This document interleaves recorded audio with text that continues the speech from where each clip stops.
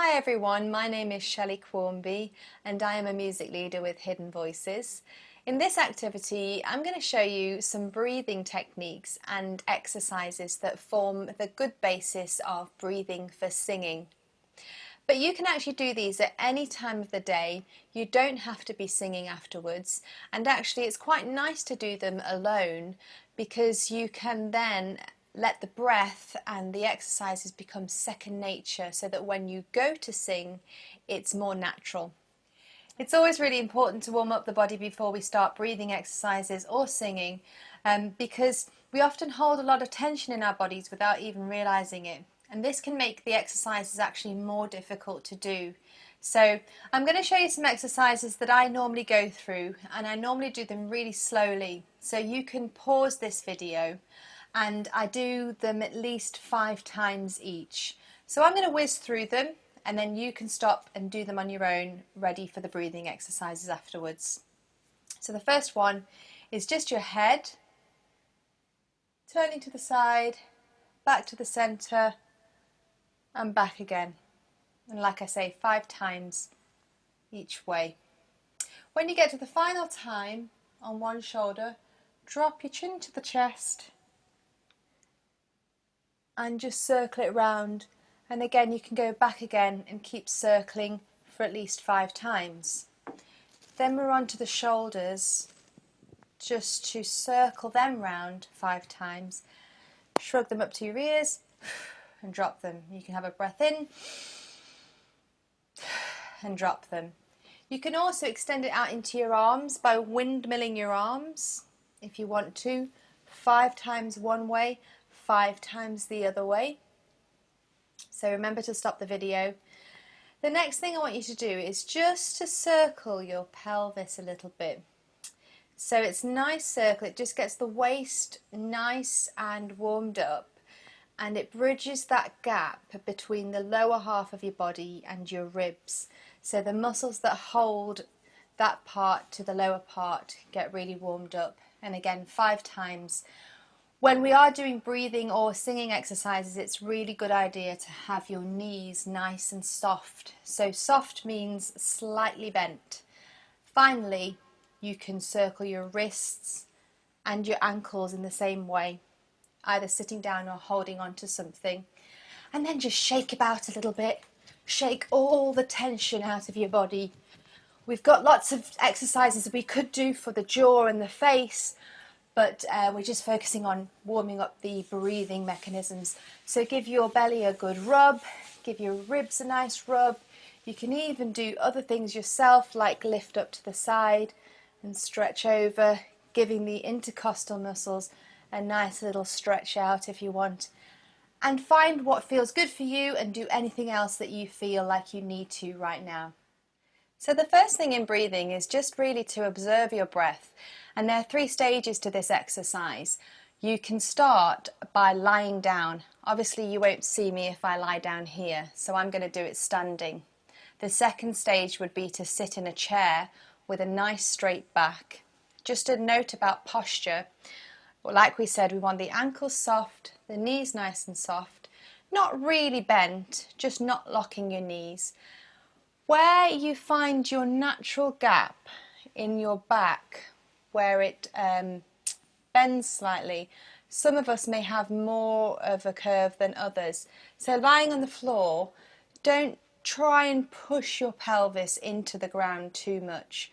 But again, also don't arch your back too much. You want quite a nice neutral pelvis. And if you're standing up, going against a wall would be the best way of trying to do that. So all you're going to do is place your hands on your lower part of your abdomen and take a nice breath in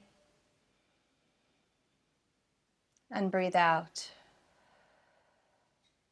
You might be lying down, so when you're lying down you want to feel that the breath out, the navel and the abdomen are going down towards the floor.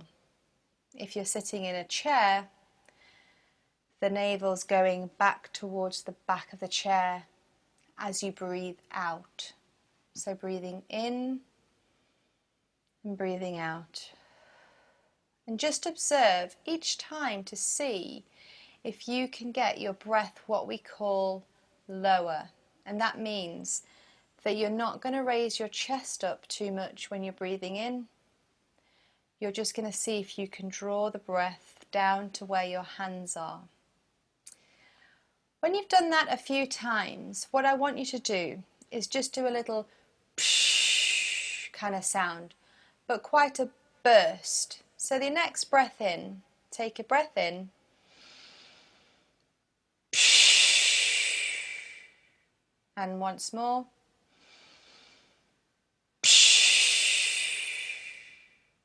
And what you might feel is the belly gets a little bit more activated. That's where we're going to breathe from when we're doing the other breathing exercises in singing. It might take a few times for you to get used to that. So go from lying down, try it sitting in a chair, nice, straight, good posture, and then try it standing, which is the more tricky one. So always have support if you can't do it just standing. What we're looking at is not having the muscles tighten too much. We're looking for a natural belly out. When we breathe in, the belly comes back in when we breathe out. Another way you can do this is if you want a little bit more air. I'm going to turn to the side, I'll turn to this side slightly. If you're sitting in a chair, it's probably the easiest to do. You place your hands on your legs and you just lean over slightly on the chair. And as you breathe in, you'll find that your belly naturally drops, and you want to then breathe out and draw it back towards you. If you're standing up, you can find a side that you can hold on to and do exactly the same thing. Just slightly bent over, imagining your belly's dropping towards the floor, taking a good breath in. So it goes in. I'll just hold my dress while I'm doing it. I'll show you. This is an exaggerated example.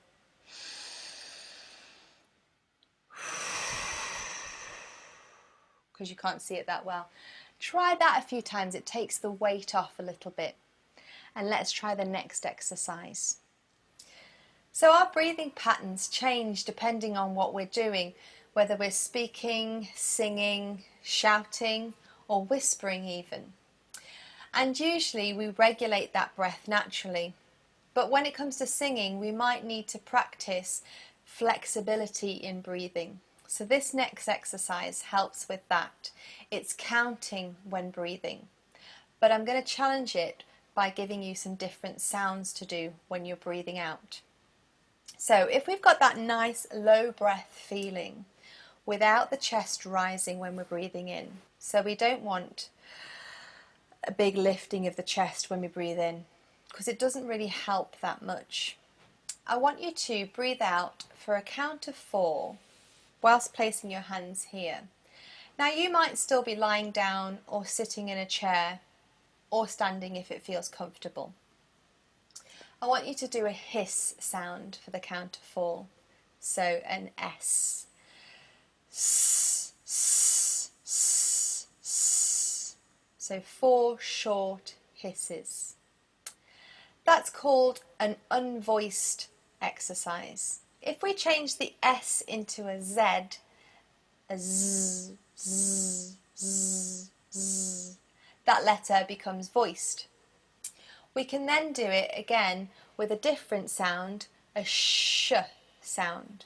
So, sh, sh, sh, sh. The sh, which is unvoiced, can turn into a j, which uses the voice. J, j, j, j. And then we could try an F sound.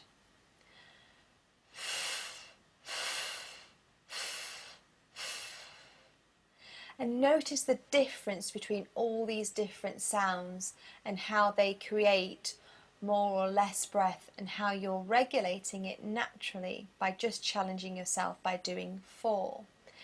That F then turns into a V, which is voiced. And if you notice what I'm doing with my abdomen is just it draws back slightly as I breathe out.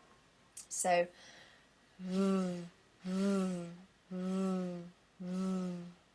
I'm not forcing that, it's just a natural reaction.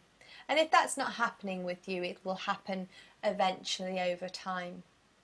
So I've given you 3 sounds that turn into 6 when we change them into voiced sounds. The next challenge to this exercise would be to create your own number patterns. So you might want to do 2, and then 4, and then another 2, and then another 4, or change them for 6 and 8. I'll show you what I mean. So let me do a combination of 2, 4, 2. I'm going to do it on a hiss and a sh. So s, s, sh, sh, sh, sh, s, s. And what's happened is I've regulated naturally every time how much breath it feels like I should take in. No more and no less. The next thing you could try with this exercise would be to try a pattern of music, how the rhythm might happen, because rhythms change all the time in music when we're singing, and therefore our breath needs to be really flexible. We might be singing for a long phrase on one section, and then other sections we might have short bursts of words. Have a go, it's a really great exercise with endless amounts of possibilities for patterns. This last little exercise on breathing is my favourite probably, and it's a great thing to do during the day when you first wake up in the morning, or any time you feel like your voice is getting a little bit tired actually. And again, this can be unvoiced and voiced. It's just a glass of water with a straw. This is my silicone straw, it's kind of nice and flexible. And the bigger the straw, the easier this will be, and the smaller the straw, the harder it will be. And what I want you to do is blow some bubbles, but keep those bubbles nice and steady. But don't let the breath run out. Stop it nice and take it off before it trails off. So like this.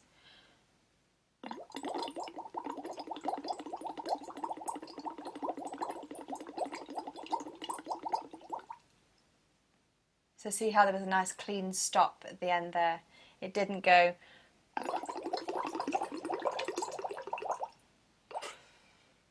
and trail off, so I didn't get out of breath at all. So it was nice and strong, and we're still thinking about that abdomen breathing. So you don't want to take overly big breaths. In fact, this exercise will show you how little breath you actually need. The next thing you could do is just do a little sound as you're doing the bubbles. So you're actually using your voice a little bit, like as if you're saying huh.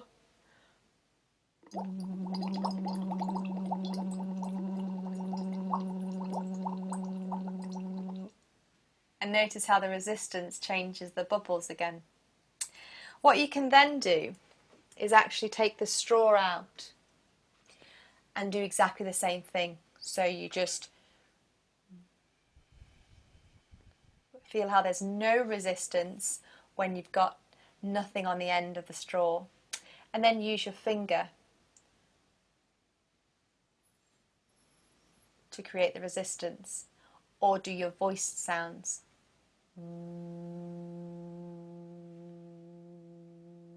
You could even go up a little scale or a little siren.